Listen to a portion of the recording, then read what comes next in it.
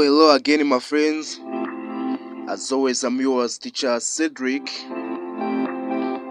So in today's video, tugiye kurebera hamwe intangiriro ku bumenyi bwa filozofiya cyangwa se introduction to the philosophy.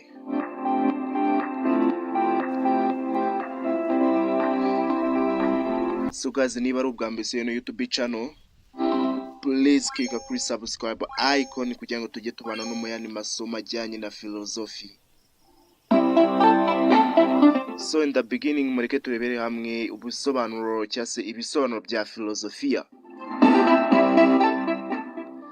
Philosophy ni ijambo rikomoka ku kigereki philosophia, risobanura gukunda ubwenge cyangwa gukunda kumenya ukuri. Ni ubumenyi bugamije gusobanukirwa ibibazo by'ingenzi ku buzima, isi n'ubumuntu.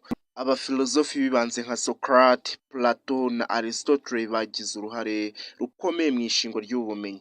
Baganira ku bibazo bikomeye by'ubuzima n'ubumuntu. Igice cya kabiri cy'iri somo ryacu ni ukurebera hamwe ibyiciro bikomeye bya filozofi. Ku ikubitiro, igice cya mbere ni metaphysics cyangwa se metaphysics.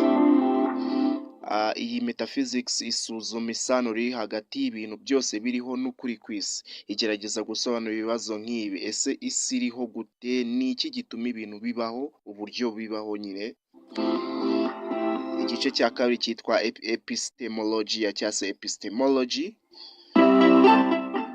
Iki ni igice cyiga ku buryo abantu bamenya ibintu, ukuntu bamenya ukuri n'ubusobanuro bw'ubwenge. Igice cya gatatu ni etika cyangwa se ethics.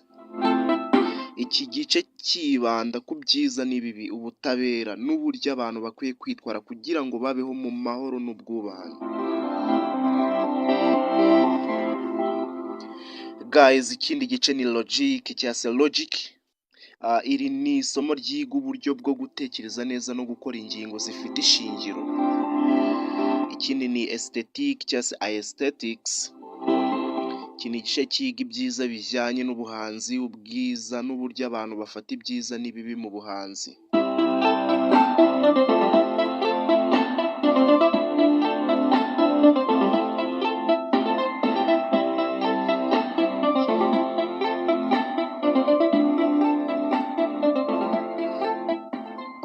So guys, mu gice cya gatatu mureke turebere hamwe akamaro ka philosophy mu buzima bwa buri muntu cyangwa se mu buzima bwa buri munsi. Philosophy imaze iki? Philosophy ifasha abantu gutekereza ku buzima bwabo, ku miterere y'isi ndetse no gusobanukirwa by'ukuri. Ituma umuntu yibaza impamvu ibintu biri uko biri, bityo ikamufasha gufata imyanzuro ishingiye ku bushishozi. Irwanya gutekereza mu buryo bufunze, ikimakaza kwigenga mu bitekerezo no gushishoza.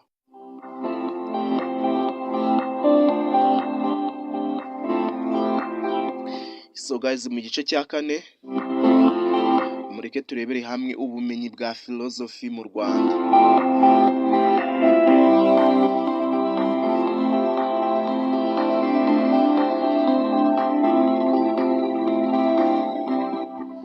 Mu Rwanda ubumenyi bwa philosophy bwatangiye gukundwa cyane mu myaka ya vuba,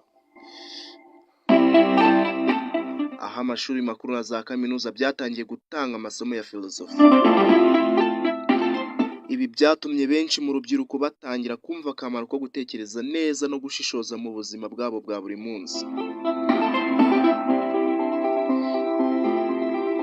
Muri kabiri gice cya gatanu turebere hamwe uko wakiga philosophy. Yes, wakiga philosophy binyuze mu gusoma ibitabo by'abafilozofi.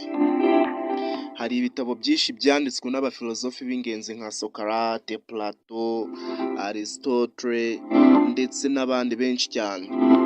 Rero gusoma ibyo bitabo bifasha kumva imitekerereze yabo, nawe ukagura imitekerereze yawe nk'umufilozofi w'ejo hazaza. Ubundi buryo wamenyamo philosophy ni ukwiga muri za kaminuza, aho amashuri makuru na za kaminuza zitanga amasomo ya philosophy. Binyuze mu kwiga muri aya mashuri bizagufasha kumenya neza iby'ingenzi bya philosophy no kubisobanukirwa.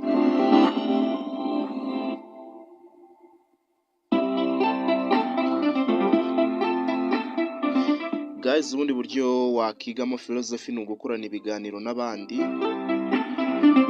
aho kugirana ibiganiro n'abandi bantu ku byerekeye philosophy bizagufasha kumva ibitekerezo bitandukanye no kongera ubumenyi bwawe mu bya philosophy. Mu gice cya gatandatu mureke turebera hamwe ingero z'abafilozofe b'ingenzi, aho dusanga uwa mbere ari Socrate. Uyu yamenyekanye cyane kubera uburyo bwe bwo kubaza ibibazo bigamije kumenya. Yigishaga ko umuntu agomba kumenya ubwenge bwe mbere yo kumenya ibindi. Uwa kabiri ni Plato.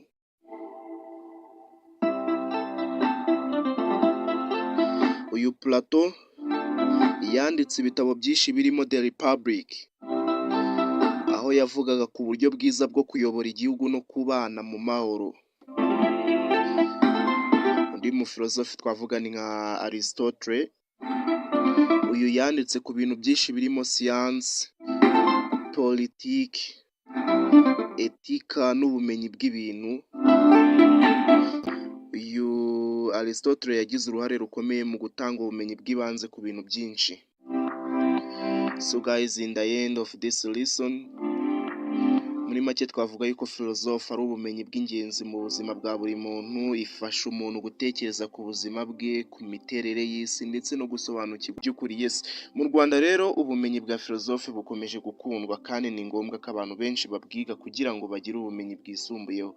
Kwiga philosophy cyangwa se philosophy in English bizagufasha kumva neza iby'ingenzi mu buzima no gufata imyanzuro ishingiye ku bushishozi, pana gufata ibintu bihubikiyeho. So guys, I was yours teacher Cedric.